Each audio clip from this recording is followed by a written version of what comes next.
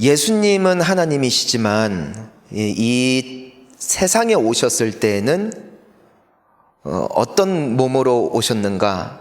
인간의 몸을 입고 오셨습니다. 즉 그분에게는 신적인 능력이 있지만 자기 스스로가 육신의 옷을 입고 이 땅 가운데 오셨기 때문에 과거에는 참 많은 논란들이 있었습니다. 오늘날에야 이분은 100% 하나님이시고 또한 100% 사람이시다. 무슨 말이냐면은 이분은 하나님의 아들이시지만 때문에 신이지만 동시에 이 땅에 33년을 사시는 동안은 100% 인간이셨다는 것이에요. 그러니까 이 신비를 사실상 풀 수 있는 사람은 없을 것이고 우리와의 차이를 명확하게 구분하기란 사실 여간 어려운 것이 아닙니다. 하지만 우리가 분명하게 기억해야 되는 것은 예수님은 하나님이시지만 이 땅에 계시는 동안 우리와 동일한 사람이셨다는 것이에요. 그런데 우리가 예수님의 행적을 보면은 100% 사람이시라고 말하기에는 참으로 기이한 행적들을 많이 나타내 보이셨죠. 그로 인해서 그분은 하나님이시니까 이렇게 하실 수 있었다라고 우리는 쉽게 치부할 수 있겠지만 사실 예수님께서 승천하시기 전에 제자들에게 성령을 약속하시며 말씀하셨던 것이 무엇이냐면은 아버지께서 너희들에게 보내주실 보혜사 성령이 임하시면 뭐라고 약속하셨어요? 내가 했던 일보다도 더 큰 일도 할 것이다 말씀하셨어요. 무슨 말이냐면은 예수님이 하나님이시기 때문에 그러한 능력과 역사가 나타났던 것이 아니라 조금 더 예수님의 말씀을 생각해 보면 예수님에게 그와 같은 역사가 나타났던 이유는 그분에게 무엇이 임하셨기 때문이다? 성령이 임하셨기 때문이다. 동일하신 성령이 우리에게 임하시고 우리 가운데 충만하게 역사하실 때에 예수님께서 하셨던 그 놀라운 하나님의 역사보다 더 큰 일도 보게 될 것이라는 주님의 약속은 오늘날에도 동일한 줄 믿습니다. 때문에 예수님의 사역에 그 전과 후가 명확하게 나뉜 때, 즉 예수님께서 평범한 청년으로 살아셨을 때와 그분에게서 은사와 기적과 역사가 나타났던 때는 단 하나의 사건으로 갈라지더라는 것인데 그 이야기가 바로 오늘 본문에 나타나 있는 예수님의 세례 사건, 즉 성령께서 임하신 사건이었습니다. 이 사건 이후로 예수님은 어떠한 삶을 사시게 되었는가? 성령이 이끄시는 대로 사는 삶. 즉 그분께서 세례를 받으시고 어디로 가세요? 광야로 가세요. 광야를 왜 가셨어요? 본인이 가고 싶어서가 아니라 본인의 오랜 계획이 아니라 예전부터 어려서부터 하나님이셨기 때문에 알고 있었던 다음 코스가 아니라 누구의 인도하심을 따라서라고 되어 있냐면 성령의 인도하심을 따라 광야에 가셨다. 즉 예수님의 계획 속에 있었던 사건이 아니라 성령께서 임하시자 그때부터 내 안에서 예수님 안에서 예수님을 인도하신 성령 하나님의 인도하심을 따라 갔더니 그곳이 광야가 될 때도 있었고 예루살렘이 될 때도 있었고 갈릴리가 될 때도 있었지만 그분의 인도하심 따라 갔더니 순종했더니 그 안에 하나님의 능력이 나타나고 역사가 나타나는 크고 기이한 일들을 이루셨다는 것이에요.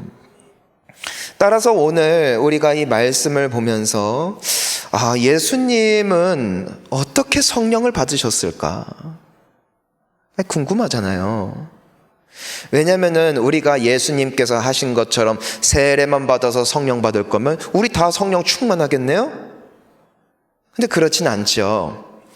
때문에 예수님께서 세례를 받으셨던 목적, 이유, 그리고 그분이 가지셨던 하나님을 향한 어떤 마음이 이분으로 하여금 하나님이 기뻐하시는 그 세례 자리에 나아가 이와 같은 기름 부으심을 받을 수 있었는지 우리가 함께 살펴보며 이 영적인 원리를 따라 우리 또한 하나님의 영에 충만하여 하나님께서 이 땅 가운데 우리 통하여 크고 놀라운 영광 마음껏 받으시기를 예수님의 이름으로 축원하는 것입니다. 자, 우리 오늘 본문 말씀 13절 우리 함께 읽어보도록 하겠습니다. 시작. 이때에 예수께서 갈릴리로부터 요단강에 이르러 요한에게 세례를 받으려 하시니. 자, 우리 함께 따라해 보겠습니다. 세례를 받으려 하셨습니다. 세례라는 행위가 지칭하는 바, 상징하는 바가 무엇이냐면은 물에 담궜다, 충만해졌다, 그로 인해 씻어졌다, 죽었다, 살아났다, 이와 같은 다양한 의미들을 담고 있습니다. 때문에 구약에서 처음으로 나타났던 세례 사건이 무엇이었냐면은 바로 이스라엘 백성들이 홍해를 지나간 사건입니다. 그러니까 그 사람들은 갈라진 물 사이를 지나가지만 멀리서 봤을 때는 어떤 광경인 거예요? 그 사람들이 물로 들어가요. 그러다가 반대편으로 나와요. 물에 잠겼다가 올라오는 것이에요. 들어갈 때는 이집트 땅에 있어요. 하지만 홍해를 건너가자 하나님이 약속하신 가나안을 땅한 대로가 열려 있는 것이죠. 즉 세례라는 사건은 우리에게 있어서 이러한 상징을 가지고 있더라는 것입니다. 내가 이전에는 원수마귀의 종노릇하며 때문에 우울증과 미움과 분노에 시달리는 걱정과 두려움에 종노릇하여 이리 치우치고 저리 치우치고 항상 불안해하는 인생이었지만 그 사건을 통하여 이젠 나는 하나님의 구름기둥과 불기둥이 인도하시는 하나님께서 예비하신 축복의 땅으로 나아갈 수 있는 새로운 인생으로 변화된 것, 이것이 세례 사건이더라는 것입니다. 사랑하는 성도님 여러분, 저는 우리 모두가 이 세례 받은 하나님이 새롭게 하신 신분을 귀하게 여기고 더 나아가 과거의 사건이 아니라 나는 이미 건넌 거예요.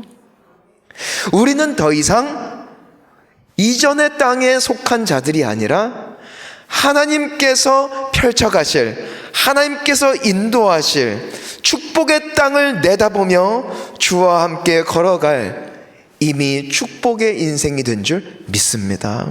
그러니까 우리는 더 이상 우리의 삶을 과거와 대입하여 해석할 필요가 없는 거예요. 아멘. 얼마나 감사한지 모르겠습니다.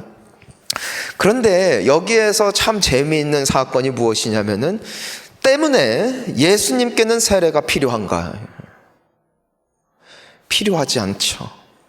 그렇죠? 왜냐하면 그분께는 죄도 없고 예수님은 죄에 속한 적도 없기 때문에 세례를 받을 필요가 없더라는 것입니다. 하지만 여기서 우리가 중요한 한 가지를 기억해야 되는데, 예수님은 이 땅에 무슨 옷을 입고 오셨다? 인간의 몸을 입고 오셨다. 하나님이시지만 100% 사람이셨다. 때문에 신학적으로 고민하면 받을 필요가 없는 세례예요. 세례는 죄인이 받는 거예요. 하지만 예수님은 이 땅 가운데 우리에게 무엇을 보여주셨을까요? 자, 따라하겠습니다. 본보기. 본보기를 보여주셨어요. 하나님이 인간화가 되었을 때 어떤 모습일까? 우린 모르지요? 그분이 바로 예수님이시더라는 것이에요. 하나님이 가장 기뻐하는 사람으로서 사는 인생은 어떤 모습일까? 예수님이 그 본보기를 우리에게 보여주셨다는 것이에요. 세례받을 필요가 없어요 때문에 죽을 필요도 없어요. 왜요? 죽음은 뭐예요? 죄의 삭시 사망이죠. 때문에 예수님은 죽을 필요도 없어요. 하지만 예수님은 십자가에 달려 죽기도 하셨고요. 또한 오늘 말씀을 보니까 세례를 받기도 하셨고요. 나중에 보니까 부활의 첫 열매도 되십니다. 우리 또한 부활한다는 것이에요. 이 모든 것의 첫 열매가 되셨음은 우리에게 무엇을 보여주기 위함이다? 본복이었다. 그런데 말입니다. 하나님입니다. 동시에. 따라서 죄인이 받아야 할 세례 자리에 나아간다는 것은 무슨 의미일까요? 철저히 자기 자신을 내려놓는, 겸손 없이는 받을 수 없던 예식이 세례였다는 것이에요. 그것도 누구에게 받아요? 자신이 지은 피조물인 세례 요한. 세례 요한은 의인인가요? 죄인인가요? 죄인이죠. 하나님인가요? 사람인가요? 사람이죠. 예수님은요? 하나님이죠. 큰 자가 작은 자 앞에 무릎을 꿇고 죄인이 의인에게 세례를 준다. 이거야말로 납득하기 어려운 모습입니다. 하지만 예수님은 어떤 마음가짐이셨는가? 우리 14절 한번 읽어볼까요? 시작. 요한이 말려 이르되 내가 당신에게서 세례를 받아야 할 터인데 당신이 내게로 오시나이까? 그러니까 세례 요한도 아는 것이죠. 자신의 주제와 지금 당신 앞에 서 있는 그가 누구인지를 세례 요한은 하나님께서 깨닫게 하심으로 이미 알고 있죠. 하나님의 아들이심을, 세상 죄를 지기 위하여 오신 하나님의 어린 양임을 알고 있죠. 때문에 만류하는 것입니다. 내가 무엇이간데 당신에게 세례를 줍니까? 근데 예수님의 답변을 함께 봅니다. 우리 15절입니다. 시작. 예수께서 대답하여 이르시되 이제 허락하라. 이와 같이 하여 모든 의를 이루는 것이 합당하니라 하시니 이에 요한이 허락하는지라. 자, 예수님께서 뭐라고 말씀하시냐면요. 자, 따라가는 모든 의를 이루는 것이 합당하니라. 이것을 좀 쉽게 표현하면은 하나님께서 원하시는 거니까 어떤 직분이고 신분이고를 떠나서 이것을 하는 것이 주님 앞에 옳다는 거예요. 그러니까 계산과 상식을 우리가 논하지 말자. 하나님이 기뻐하시냐 안 기뻐하시냐, 하나님이 하라고 하셨냐 하지 말라고 하셨냐, 이것만 놓고 얘기하자. 그렇다면 우리가 이 일을 행하는 것이 옳다 말씀하시는 거예요. 즉 예수님은 하나님이심에도 불구하고 하나님께 순종했다. 겸손히 자기 스스로를 드러내지 아니하고, 나중에 우리가 말씀을 보면은 그분은 어디까지 순종하셨어요? 죽기까지 순종하셨다. 그 결과가 무엇이었어요? 하나님께서 그를 지극히 높여 모든 이름 위에 뛰어나게 하셨다. 거기에는 무엇이 있었다는 것이에요?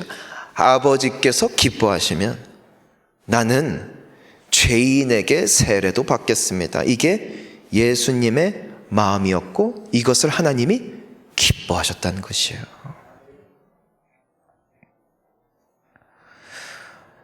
성령께서 임하셨던 세례, 이것은 세례라는 행위 이전에 예수님의 무엇이 있었다는 것입니까? 하나님이 기뻐하시면 순종한다.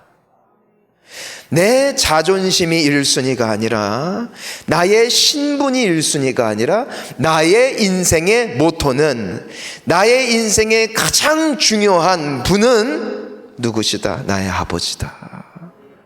그분이 기뻐하신다면 나는 하겠습니다. 와, 이것이 하나님께서 인간의 몸으로 오셔서 우리에게 보여주신 하나님께서 가장 기뻐하시는 모습이었음을 우리가 오늘 말씀을 통해서 발견하는 것이죠. 근데 우리가 오늘 오전에도 나누었던 말씀과 어찌 보면 일맥상통하는 모습 아니겠습니까? 다윗 역시도 어떠했습니까?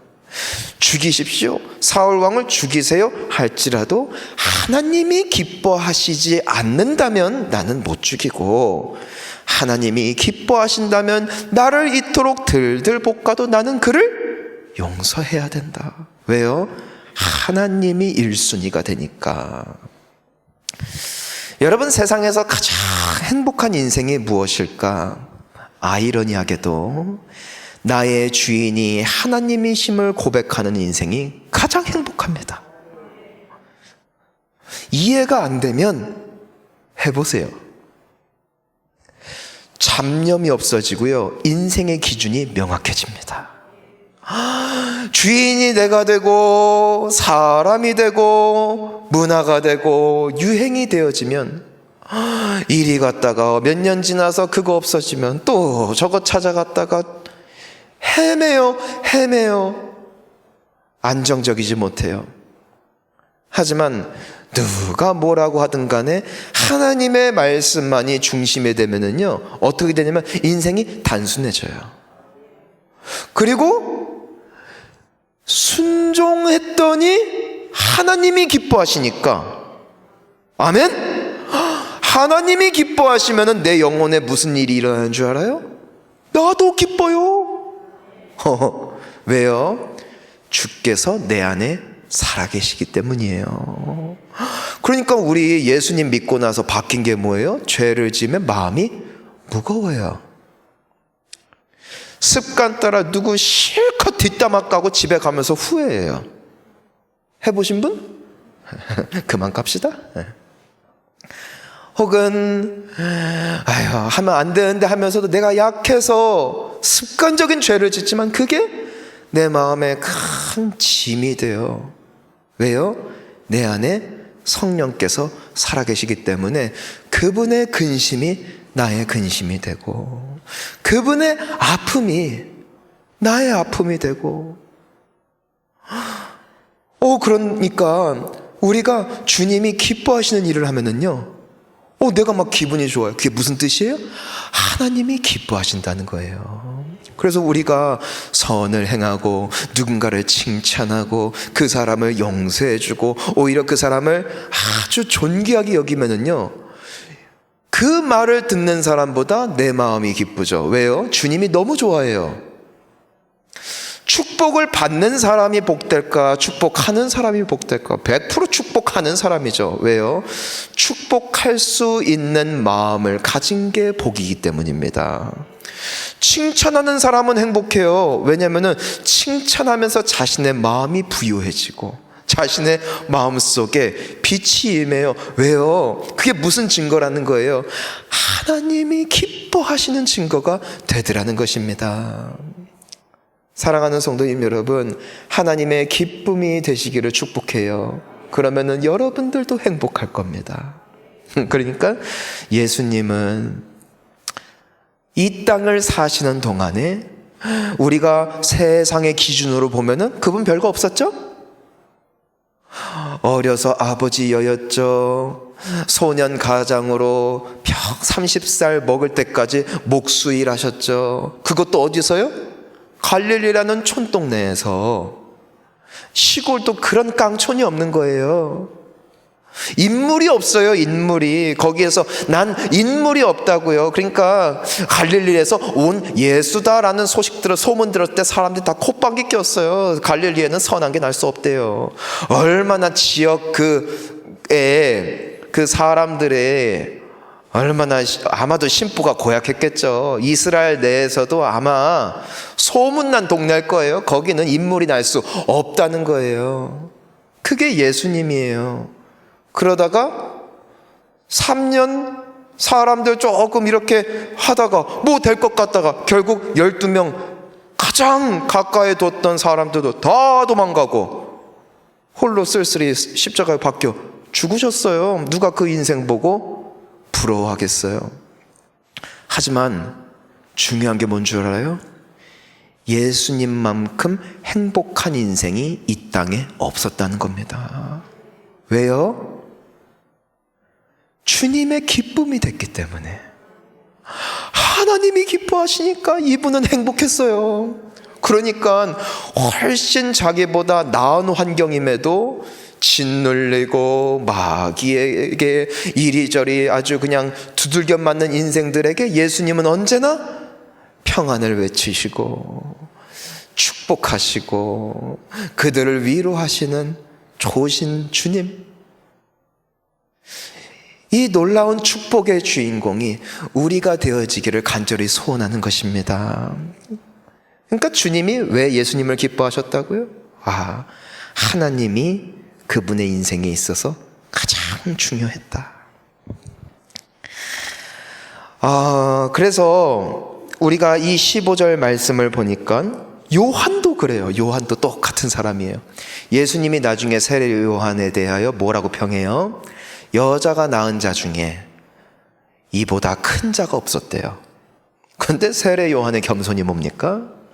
나는 예수님을 세례줄 자격이 있다 없다? 없어요. 하지만 그럼에도 불구하고 하나님이 원하시면 그럼에도 불구하고 하겠습니다요. 그러니까 요한이 뭐예요? 허락했대요.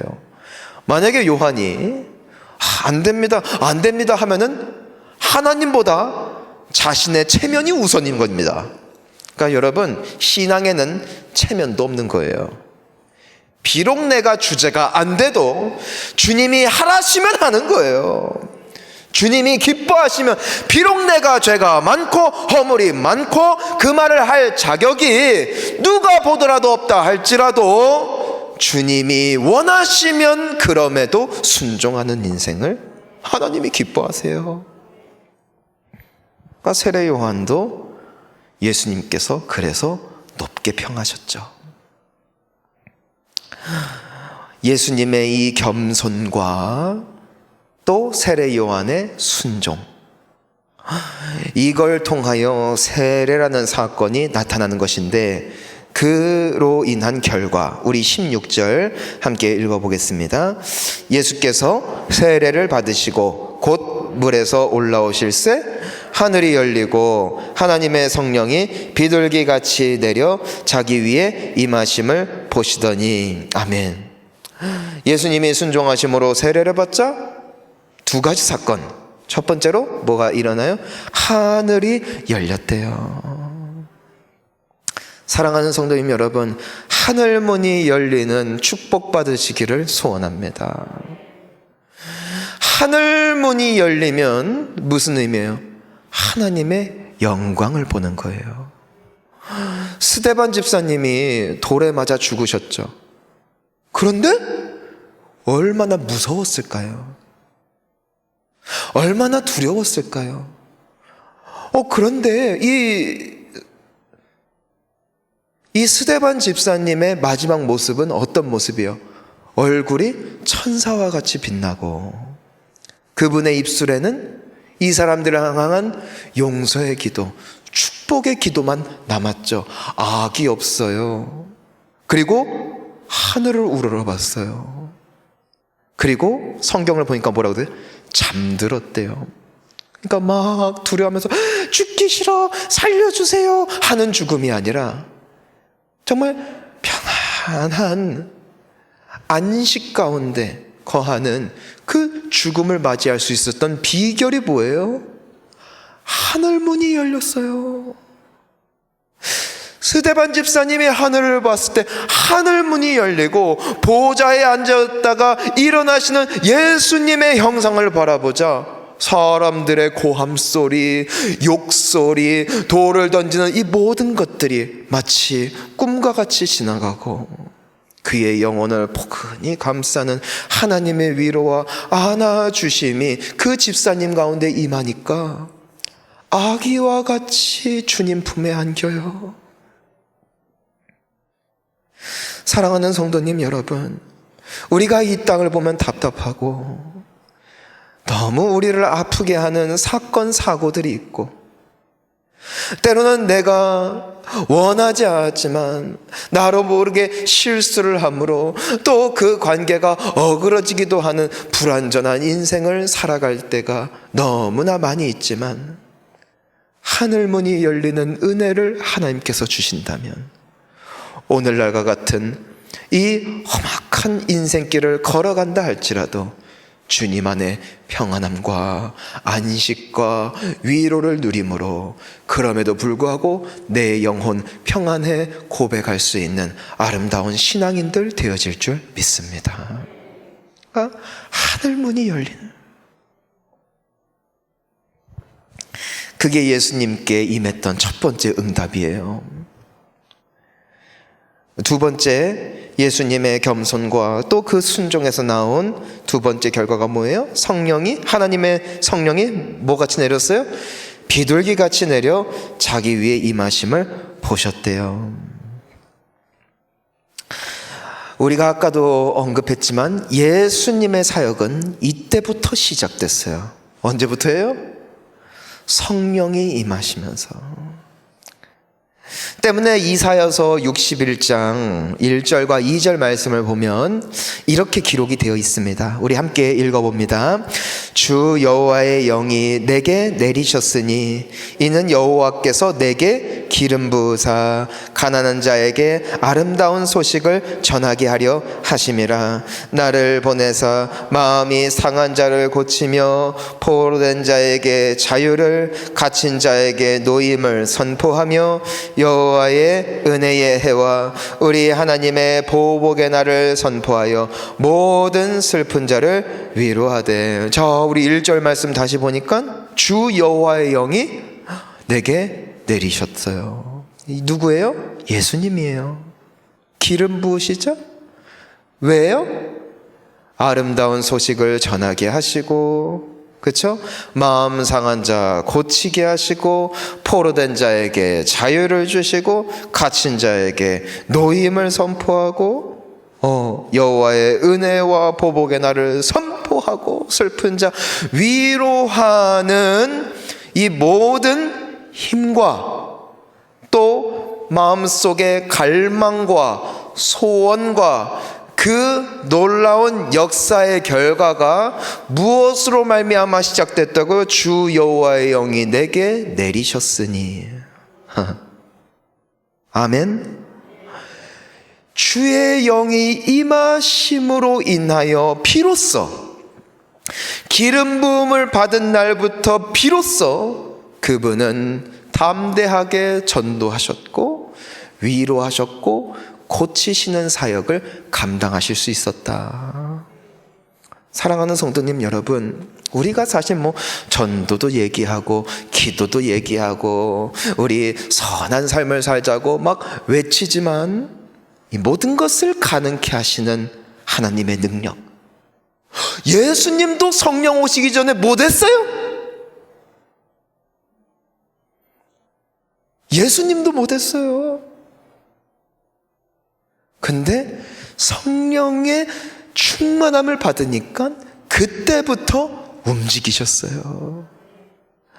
몇십 년을 살았느냐 보다도 3년간의 짧은 시간이었지만 성령의 붙들림 바 되어진 인생이 되자 그분을 통하여 그토록 아름다운 역사들이 나타날 수 있었다는 것이고, 예수님께서 주신 약속은 나도 너희들에게 그 성령을 부어줄 것인데 너희도 나보다 더 큰 일도 하게 될 것이다. 때문에 제자들이 무엇을 했어요? 의지로 서려 할 때는 무너졌던 그들이 어떻게 해요? 예수님의 모습을 닮아요. 예수님이 받으신 성령을 갈망하게 돼요. 그래서 그들이 뭐 했어요? 모여서 기도했어요. 근데 왜 모여서 기도했을까요? 뭘 보고 배운 걸까요? 예수님 보고 배웠어요. 히브리서 5장 7절 말씀 우리 한번 읽어볼게요. 시작. 그는 육체에 계실 때에 자기를 죽음에서 능히 구원하실 이에게 심한 통곡과 눈물로 간구와 소원을 올렸고 그의 경건하심으로 말미암아 아멘. 그러니까 예수님의 기도는 어떤 기도? 심한 통곡과 눈물의 간구였다. 이걸 제자들이 봤어요. 그런데 예수님 승천하시기 전에는 보고 대단하시다 하고 본인들은 뭐 했어요? 잤어요. 근데 나중에 깨달았어요. 주의 성령이 우리에게도 필요하다. 그래서 예수님 보고 배운 게 다락방 기도 모임입니다. 심한 통곡과 눈물로 간구와 소원을 예수님처럼 하나님께 올려드리는 그 모습이 회복되었을 때 주의 영이 약속대로 임하셨고, 그들은, 예수님은 이스라엘의 12사람을 바꾸셨지만 그 12 제자들에게 성령이 임하시자 그들을 통해 열방이 구원 얻게 된 줄 믿습니다. 사랑하는 성도님 여러분, 오늘 우리에게 필요한 건 예수님의 인격, 예수님의 성품이 아니에요.